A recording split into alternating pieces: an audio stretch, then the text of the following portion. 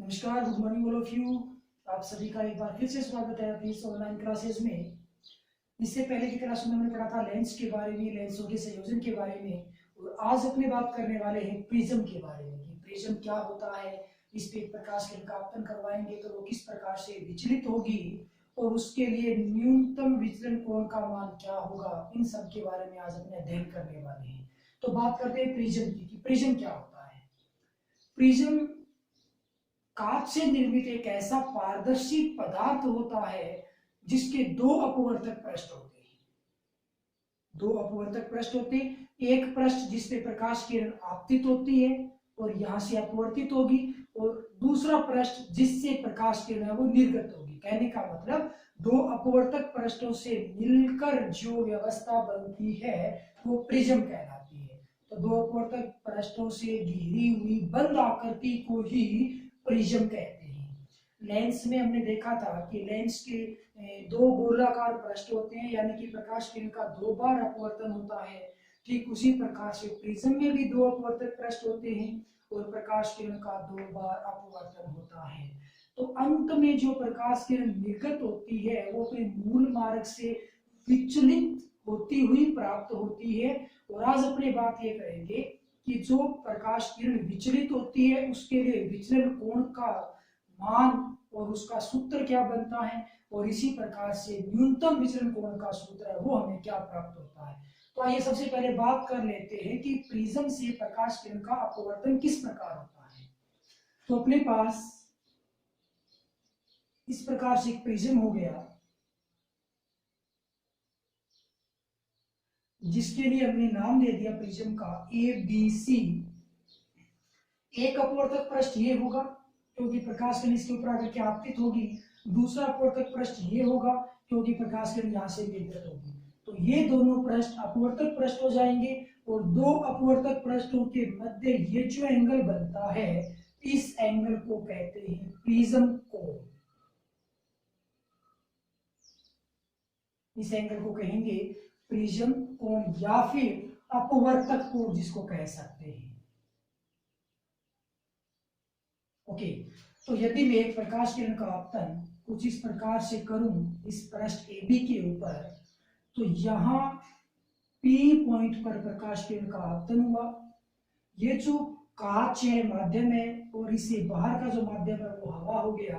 तो प्रकाश किरण विरल माध्यम यानी कि हवा से सघन माध्यम यानी कि कांच में प्रवेश करेगी। तो ये प्रकाश किरण अपवर्तन के पश्चात अभिलंब की ओर झुकेगी।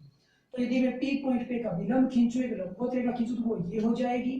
तो ये प्रकाश किरण अब अभिलंब की ओर झुकेगी, कुछ इस प्रकार से गति करेगी, ये हो जाएगी एक अपवर्तित किरण। पुनः यहाँ पे प्रकाश किरण का आपतन हो गया, ये हो गया जी अपने पास Q पॉइंट।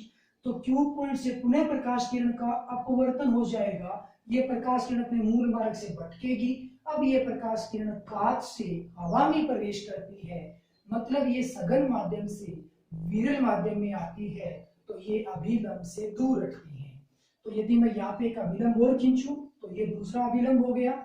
ये प्रकाश किरण अब अभिलंब से दूर हटेगी, यानी कि ये प्रकाश किरण इस प्रकार से गति करेगी। तो कुल मिलाकर के जो निर्गत किरण होगी वो ये किरण हो जाएगी। तो ये यहाँ पे आपतित किरण हो गई और ये यहाँ पे निर्गत किरण हो चुकी है। यदि ये प्रिज्म नहीं होता इस आपतित किरण के मार्ग में, तो ये आपतित किरण किस प्रकार से गति करती, कुछ इस प्रकार से। और अब ये प्रिज्म के होने के कारण किस प्रकार जा रही है, ऐसे प्रकाश किरण आपतित हो रही थी और वो प्रकाश किरण इस दिशा में और इस प्रकार से विचलित हो चुकी है। यदि मैं इसको पीछे बढ़ा दूं तो कुल मिलाकर के आपको ऐसा लगेगा कि एक प्रकाश किरण जो इस प्रकार से आपतित हो रही थी वो अपवर्तन के पश्चात फाइनली इस दिशा में जा रही है। कहने का मतलब जो प्रकाश किरण इस दिशा में इस प्रकार से जा रही थी वो इस प्रकार विचलित हो चुकी है और इधर निर्गत हो रही है। तो ये जो एंगल बनेगा, ये जो यहाँ पे एंगल बनेगा, इस एंगल को हम कहते हैं विचलन कोण, और इस विचलन कोण को डेल से प्रदर्शित किया जाता है। कुल मिलाकर के इस एंगल का जो नाम होगा वो विचलन कोण डेल हो जाएगा। तो हमें प्रिज्म के द्वारा इसी विचलन कोण के डेल के लिए सूत्र प्राप्त करना है, तो पहले तो हम इस विचलन कोण का मान ज्ञात करेंगे, सूत्र प्राप्त करेंगे कि विचलन कोण के लिए क्या सूत्र होता है। उसके पश्चात अपने ये जानेंगे कि डेल का मिनिमम मान, न्यूनतम मान कितना हो सकता है, उसके लिए सूत्र क्या बनता है। तो अपना क्वेश्चन ये हो गया कि किसी प्रिज्म, क्वेश्चन स्टैंडर्ड क्वेश्चन ये बनता है कि प्रिज्म किसे कहते हैं। प्रिज्म के लिए विचलन कोण का मान ज्ञात करते हुए न्यूनतम विचलन कोण के लिए सूत्र की प्राप्ति कीजिए। तो आइए बात करते हैं डेल का मान किस प्रकार से निकलने वाला है।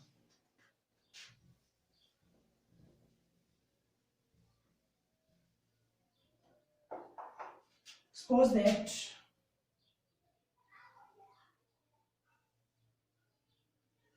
ये एक प्रिज्म हो गया जिसका नाम हमने ए बी सी दे दिया, और यहाँ पे ये जो एंगल होगा वो प्रिज्म कोण हो जाएगा। यहाँ पे प्रिज्म कोण है वो ए हो गया है।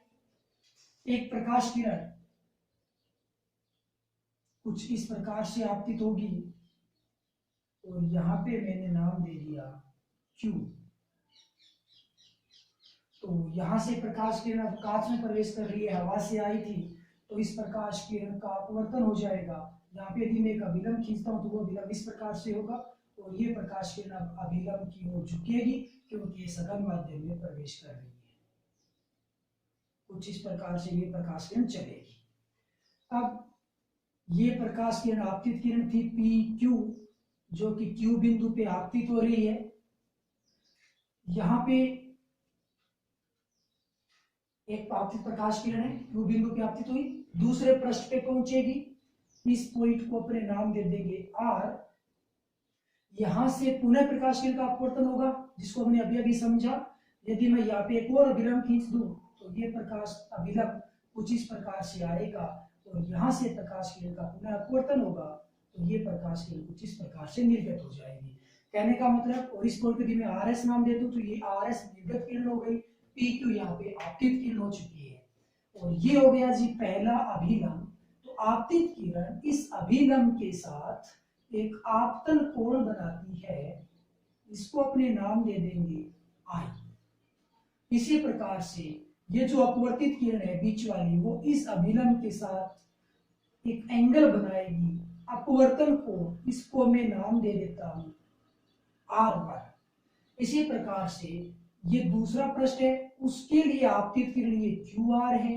ये आपतित किरण इस अभिलंब के साथ, दूसरे अभिलंब के साथ एक अन्य आपतन कोण बनाएगी, जिसका मैं नाम दूंगा R2। R2 यहाँ पे आपतन कोण है, R1 यहाँ पे अपवर्तन कोण है। ये R2 आपतन कोण हो गया दूसरे पृष्ठ के लिए। अब ये प्रकाश किरण दूसरे पृष्ठ से अपवर्तित होगी और अभिलंब के साथ एक अन्य कोण बनाती है, अपवर्तन कोण, और ये प्रकाश किरण निर्गत भी हो रही है, तो इसको आप निर्गत कोण भी कह सकते हो, एग्जिट एंगल बोल सकते हो। इसका नाम हमने दे दिया E। तो कुल मिलाकर के बात ये हो गई, गहराई से समझे तो I और R2 ये दोनों आपतन कोण है, R1 और E ये दोनों अपवर्तन कोण है। ओके, नामकरण कर देते हैं PQRS, इसको मैं T नाम दे देता हूं। ओके, अब अपने बात करते हैं यहाँ पे कि विचलन कोण कौन सा होगा, विचलन कोण कहां बनेगा। तो यदि मैं आपतित किरण को आगे बढ़ा दूं कुछ इस प्रकार से, और अपवर्तित किरण जो निर्गत किरण है उसको पीछे बढ़ा दूं कुछ इस प्रकार से, तो यहां पे एक एंगल बनेगा जिसको विचलन कोण कहते हैं, और उसको डेल से रिप्रेजेंट किया जाता है। ओके, तो यहाँ पे जो आपको डेल एंगल नजर आ रहा है वो इसका विचलन कोण होगा, क्योंकि एक प्रकाश किरण इस प्रकार से आ रही थी और वो इस प्रकार से विचलित हो चुकी है। तो ये हो गया अपने पास एक विचलन कोण डेल। इसी डेल का मान हमें ज्ञात करना है, और फिर उसके लिए डेल मिनिमम कितना होगा वो भी हमें ज्ञात करना है। सबसे पहले आप क्या कहोगे, इस पॉइंट का नामकरण कर देते हैं PQRST, इसको मैं नाम दे देता हूं GU। ओके, अब डेल कैसे ज्ञात करोगे, जरा गौर से देखोगे तो डेल है वो एक त्रिभुज का बहिष्कोण होगा। एक ऐसा त्रिभुज आपको नजर आ रहा है जो डैश डैश वाली दोनों रेखाओं से बनता है, और त्रिभुज का नाम अपने पास है यू आर, ये ऊपर वाला त्रिभुज ट्राइंगल, इसका बहिष्कोण है वो डेल है, और डेल का जो मान होता है वो, जो बहिष्कोण होता है उसका जो मान होता है वो त्रिभुज के शेष दो अंतराभिमुख कोणों के योग के बराबर होता है। तो यहाँ पे अंतराभिमुख कोण कौन कौन से होंगे? त्रिभुज में डेल के पास वाला एंगल छोड़ दीजिए, त्रिभुज के ये दो शेष दो एंगल बच गए, कौन कौन से? एक तो ये एंगल और एक ये एंगल, ये दो एंगल बच गए, इन दोनों का योग होगा वो डेल यानी कि बहिष्कोण के बराबर होगा। तो यहाँ पे आप क्या लिखोगे? त्रिभुज कौन सा था अपने पास? आर क्यू यू में डेल बहिष्कोण है। अतः यदि मैं बात करूं डेल की, तो डेल का जो मान होगा वो कितना बन जाएगा? इन दोनों कोणों के योग के बराबर। इस कोण का नाम क्या होगा? यू क्यू आर, एंगल होगा यू क्यू आर, प्लस इस कोण का नाम क्या होगा? क्यू आर यू, एंगल होगा क्यू आर यू। ये आ गया समीकरण नंबर 1। आपको यदि डेल ज्ञात करना है तो आप इन दोनों कोणों के मान ज्ञात कीजिए, दोनों कोणों के मान ज्ञात करके आप पुट कर दो, डेल का मान निकल के आ जाएगा। तो सबसे पहले आप इस कोण का मान कैसे ज्ञात करोगे? इस कोण के लिए आप जरा गौर से देखना कि एक प्रकाश किरण इस प्रकार से आपतित हो रही थी, आगे डैश डैश के द्वारा जा रही है, ये इसका अभिलंब हो गया। तो ये एंगल जो आई है, ये आई एंगल, इसके सामने दो एंगल है, एक तो R1 और एक ये R के ठीक ऊपर वाला एंगल, एक तो डैश डैश रेखा और एक अपोजिट किरण के बीच जो बन रहा है, यानी कि ये दोनों कोण कुल मिलाकर के इन दोनों का योग I के बराबर होगा, क्योंकि इन दोनों का योग I के साथ भी शीर्षाभिमुख कोण का निर्माण करते हैं। तो कुल मिलाकर के यदि आप इसको गौर से देखोगे तो I का जो मान होगा वो इस R1 और इसके ऊपर बनने वाले कोण के योग के बराबर होगा। क्यों?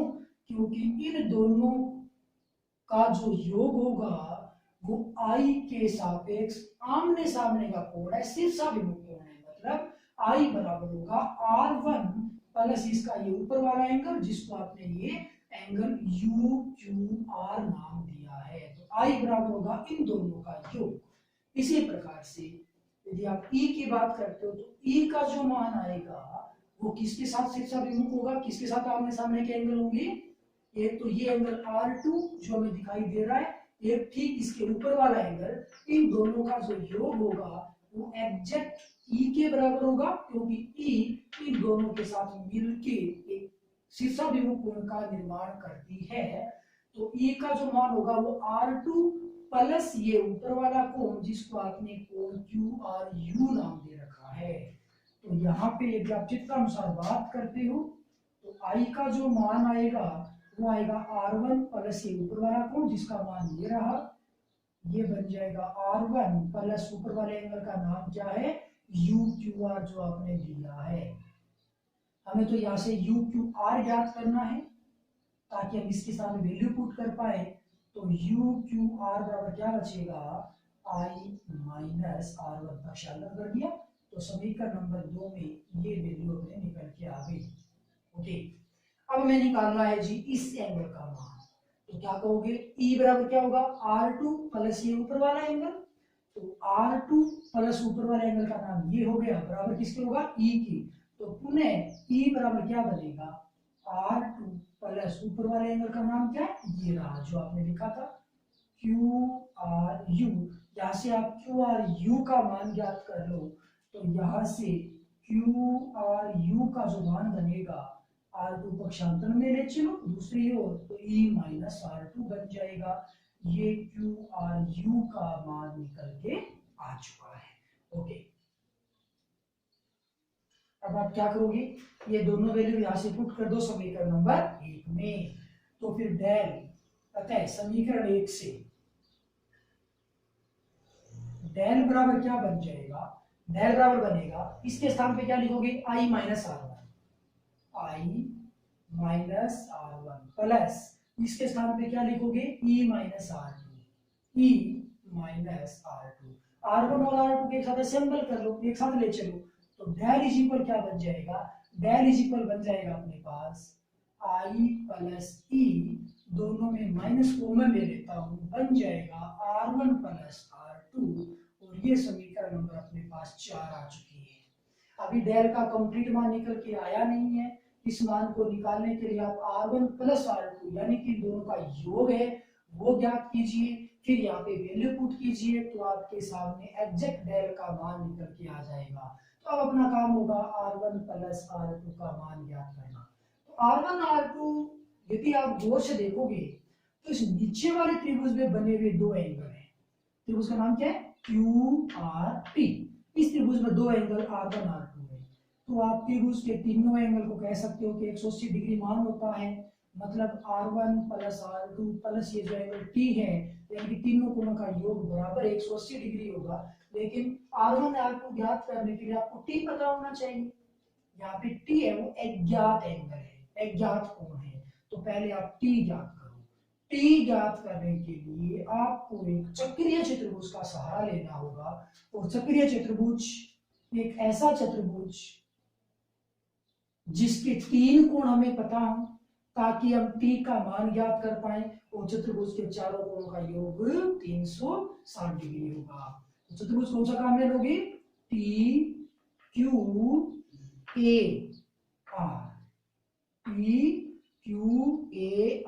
ये जो चतुर्भुज हमें नजर आ रहा है, इस चक्रीय चतुर्भुज का आप सहारा लोगे तो इसके चारों एंगल है वो 360 डिग्री एंगल बनाएंगे कंप्लीट मिलके। ए हमें पता है क्योंकि ए प्रिज्म कोण या अपवर्तक कोण होता है, ये हमेशा गिवन होता है, दिया गया रहता है। और ये जो एंगल क्यू नजर आ रहा है, कंप्लीट क्यू, ये एक अपने पास अपवर्तक पृष्ठ था, इस पे ये अभिलंब था, तो ये क्यू एंगल जो होगा वो इस रेखा पे 90 डिग्री कोण बनाएगा, यानी कि क्यू वाला जो कंप्लीट एंगल बनेगा वो 90 डिग्री बनेगा। इसी प्रकार से इस अपवर्तक पृष्ठ पर ये जो रेखा थी वो भी अभिलंब थी, तो ये जो पूरा एंगल बनेगा वो भी 90 डिग्री बनेगा। तो कुल मिलाकर के ए भी हमें ज्ञात है, क्यू पे बनने वाला कोण 90 डिग्री है, आर पे बनने वाला कोण भी 90 डिग्री है। तो तीन कोण हमें पता है, तो हम आसानी से टी का मान ज्ञात कर पाएंगे। उसके पश्चात हम R1 R2 आसानी से ज्ञात कर सकते हैं। तो हम क्या करने वाले हैं, एक चक्रीय चतुर्भुज का हम सहारा लेंगे।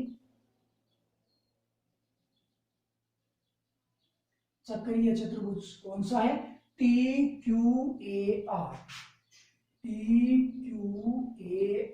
में एक ट्रायंगल हो गया ए प्लस इस कोण का नाम क्या होगा, ART। ART प्लस एक एंगल ये T हो गया, प्लस इस एंगल का नाम क्या होगा, AQT। AQT चतुर्भुज के चारों कोणों का योग कितने डिग्री होगा, 360 डिग्री। तो यहां से आप किसका मान ज्ञात कर लो, T का मान ज्ञात कर लो। ये 90 डिग्री है, ये भी 90 डिग्री है, तो ये हो जाएगा A प्लस T प्लस ये भी 90 प्लस ये भी 90 बराबर 360। 180 सामने माइनस हो जाएगा, तो A प्लस T बराबर बचेगा 360 माइनस 180 यानी कि 180 डिग्री, और T का मान यहां से आ जाएगा 180 माइनस A। T का मान ज्ञात होने के पश्चात, एंगल T है उसका मान ज्ञात होने के पश्चात अब आप R1 प्लस R2 का योग ज्ञात कर सकते हैं। ऐसे त्रिभुज काम में ले लो, TQR। तो त्रिभुज TQR में तीन एंगल कौन कौन से बनेंगे, R1 plus R2 plus T। Angle होगा R1 plus R2 plus T बराबर त्रिभुज के तीनों कोणों का योग 180 डिग्री होता है। T का मान 180 माइनस A है, तो R1 प्लस R2 बराबर क्या होगा, 180 माइनस T आएगा, पक्षांतर होगी, और T की मैं वैल्यू पुट कर देता हूं, तो T का मान है जी 180 माइनस A। कुल मिलाकर के ऐसा, तो R1 प्लस R2 यहाँ से कितना बनेगा, 180 माइनस 180 प्लस A, तो ये बन जाएगा मात्र A। तो R1 प्लस R2 समीकरण हमें आगे काम देगी। R1 प्लस R2 बराबर क्या बन गया A।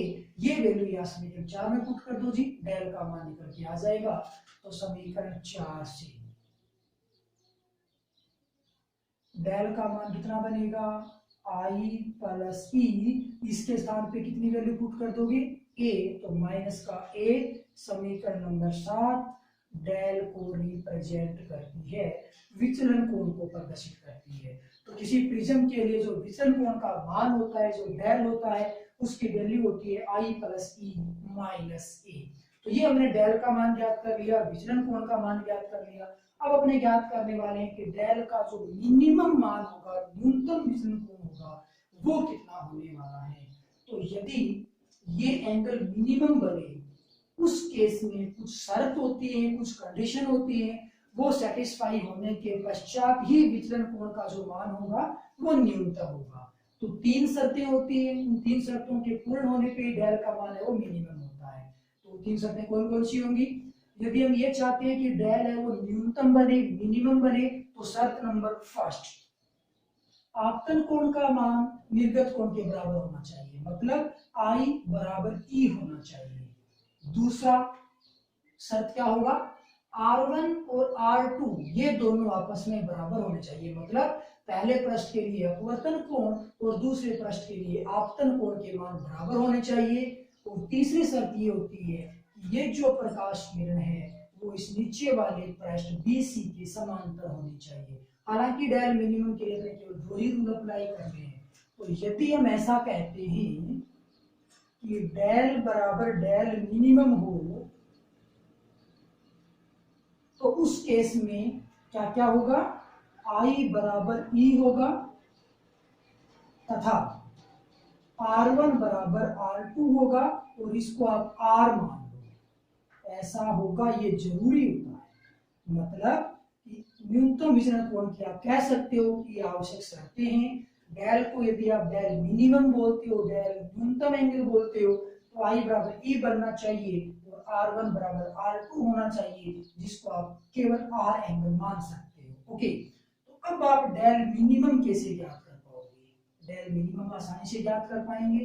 डेल मिनिमम कैसे ज्ञात करोगे, डेल मिनिमम ज्ञात करने के लिए यदि आपको समीकरण नंबर 7 में डेल दिखाई दे रहा है, आप I के स्थान पे E लिख सकते हो या E के स्थान पे I लिख सकते हो, यदि आपने डेल को डेल मिनिमम बोला है तो समीकरण 7 का यदि में उपयोग करें और डेल को आप डेल मिनिमम बोलते हो, तो आपको क्या करना पड़ेगा, यदि आपने डेल को डेल मिनिमम बोल दिया तो आप I को E लिखोगे या E को I लिखोगे। मैं E को I लिखता हूं, तो I प्लस I ये हो जाएगा कुल मिलाकर के I plus I minus A, और डेल मिनिमम यहां से बन जाएगा 2I माइनस A। यहां से जरा आप I का मान निकालना, I का मान निकालोगे, माइनस का I है वो सामने जाके प्लस का I हो जाएगा, तो ये बन जाएगा डेल मिनिमम प्लस A। ये तो आएगा जी 2I का मान, क्योंकि A सामने गया, 2 है उसका लगा दो भाग सामने जाकर के, तो I का मान अपने पास समीकरण नंबर 8 में आ गया, डेल मिनिमम प्लस A बटा 2। ओके, अब आप क्या करोगे, I का मान निकल गया, आगे हम स्नेल का नियम काम में लेने वाले हैं, जिसमें I और R की जरूरत पड़ती है। I हमने ज्ञात कर लिया, R और ज्ञात करके रखो पहले से, जो कि समीकरण नंबर 6 से आएगा। तो आप 6 नंबर में क्या देख सकते हो कि R1 प्लस R2 बराबर A है। R1 और R2 दोनों बराबर हैं डेल मिनिमम के केस में, जिसको आप R लिख रहे हो। तो समीकरण 6 की बात करोगे तो यहाँ पे लिखा जाएगा R और ये भी R, कुल मिलाकर के ये हो गया 2R बराबर A। तो समीकरण 6 से यदि आप बात करो, समीकरण 6 से तो आप लिखोगे R प्लस R बराबर A, और ये बन गया 2R बराबर A, और R बराबर आ गया जी A बटा 2। ये समीकरण नंबर 9 में आपके लिए R का मान निकल के आ गया। तो ये समीकरण 8 और 9 आपको I और R के मान प्रदान कर रही है। अब आप स्नेल का नियम अप्लाई कर दो, आपका फाइनल आंसर है वो निकल के आ जाएगा। तो स्नेल नियम से स्नेल का नियम ये होता है, साइन I बटे साइन R इज इक्वल, क्या कहोगे, अपवर्तनांक n। I की वैल्यू पुट कर दें, तो तो ये हो जाएगा साइन आई का मान कितना है, डेल मिनिमम प्लस ए बटा 2 और बटे है साइन आर, और आर का मान कितना है ए बटे 2 बराबर आ जाएगा एन। ये अपने पास एक सूत्र निकल के आ चुका है। कई बार एग्जाम में इसी सूत्र को डेरिवेट करने के लिए बोल दिया जाता है कि इस सूत्र की व्युत्पत्ति कीजिए या सिद्ध कीजिए कि प्रिज्म से न्यूनतम विचलन कोण की अवस्था में ऐसा कुछ होता है। आगे हम इसको और भी सिद्ध कर सकते हैं कि यदि डेल या यूं कह लो कि प्रिज्म बहुत पतला है, ए का मान बहुत कम है, तो ये जो साइन है ये अपने आप हट जाएंगे, केवल ब्रैकेट की वैल्यूज बचेंगी, बराबर आएगा एन। तो यदि हम ऐसा कह दें कि यदि ए अति अल्प हो, ए यदि अति अल्प होगा तो उस केस में हम क्या कह पाएंगे, डेल मिनिमम प्लस ए बटा 2 बटे ए बटा 2 बराबर क्या हो जाएगा, एन हो जाएगा। बटे वाले दो आपस में कैंसिल, तो फाइनली मान कितना बचेगा, फाइनली मान बचेगा डेल मिनिमम प्लस ए बटा ए बराबर एन। अब क्या करोगे आप, पक्षांतर कर लो, ए बटा में सामने ले चलो, एन ए बन जाएगा, तो डेल मिनिमम ये हो जाएगा फिर डेल मिनिमम प्लस ए बराबर एन ए, ऐसा कुछ हो गया, डेल मिनिमम प्लस ए बराबर एन ए। तो इसको आप क्या कह सकते हो, ए को सामने ले आओ तो ये बन जाएगा डेल मिनिमम बराबर एन ए, और ये ए और सामने आएगा तो एन ए माइनस ए, और यहाँ से ए कॉमन आ सकता है, तो डेल मिनिमम का फाइनल आंसर आएगा ए, यदि मैं कॉमन ले लेता हूं तो बचेगा n माइनस 1, समीकरण नंबर 10, और ये आपका फाइनल आंसर हो चुका है। इसको आप न्यूमेरिकल में यूज करते हो कि डेल मिनिमम बराबर ए n माइनस 1 बनता है। तो ये अपने पास एक तो समीकरण, अपने यहाँ पे समीकरण 10 नंबर में इसको नाम देता हूँ। समीकरण 10 के बारे में कई बार पूछ लिया जाता है कि इस सूत्र की व्युत्पत्ति कीजिए, या फिर ऐसा होता है इस को स्पष्ट कीजिए या सिद्ध कीजिए, या फिर समीकरण 11 के बारे में पूछ लिया जाता है, और मोस्टली समीकरण 11 है वो आगे के अपने डेरिवेशन में भी काम आने वाली है, और जो न्यूमेरिकल सोल्व करते हैं उसके अंदर भी ये काम आता है। तो जरा इस बात का विशेष ध्यान रखोगे। तो कुल मिलाकर के मैं एक बार रिवाइज कर देता हूँ कि हमने क्या किया है। सबसे पहले आपको डेल ज्ञात करना है, तो डेल किसी त्रिभुज का बहिष्कोण है जिसका मान दोनों अंतराभिमुख कोणों के योग के बराबर होगा। पहले आप इन दोनों कोणों का मान ज्ञात करो और यहाँ पे वैल्यू पुट कर दो, तो आपके लिए डेल का मान निकल के आ जाएगा कुछ इस प्रकार से, I plus E minus R one plus R two. फिर आप यहाँ से R one plus R two ज्ञात करो। इसका जो मान आप निकालोगे उसके लिए आपको त्रिभुज की जरूरत पड़ेगी, लेकिन त्रिभुज में एक एंगल टी है, वो अज्ञात राशि है, उसको ज्ञात करने के लिए आपने चक्रीय चतुर्भुज का सहारा लिया है। चक्रीय चतुर्भुज में 3 एंगल ज्ञात हैं, ये प्रिज्म कोण है, ये एंगल 90 डिग्री है और ये एंगल भी 90 डिग्री है। तो आपने t का मान ज्ञात कर लिया। t का मान ज्ञात करते ही आप r1 प्लस r2 आसानी से ज्ञात कर सकते हो, जिसका मान a निकल के आ गया। और r1 प्लस r2 की वैल्यू यदि आप यहाँ पुट कर दोगे तो डेल का मान निकल के आ जाएगा, डेल बराबर आएगा i plus e minus a आ जाएगा।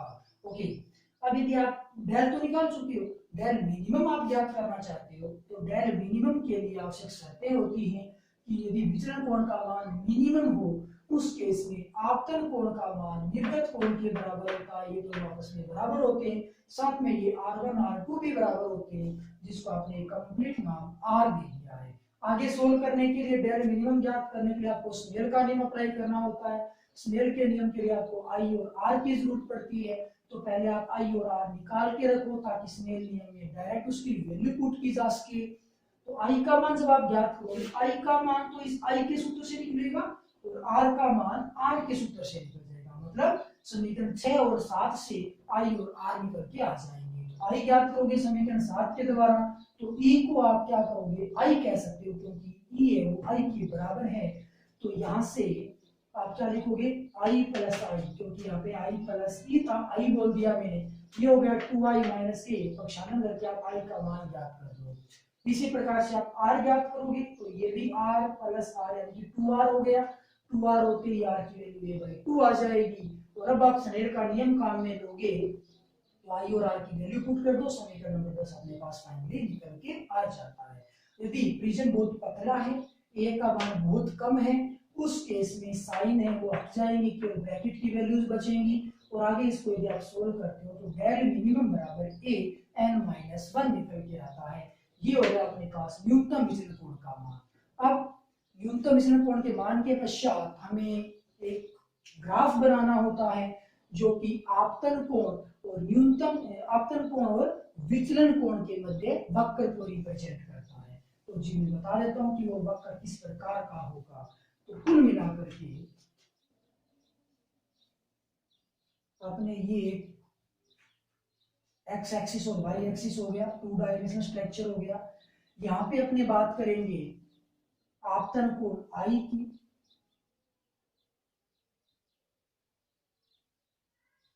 और इस साइड में अपने बात करेंगे विचलन कोण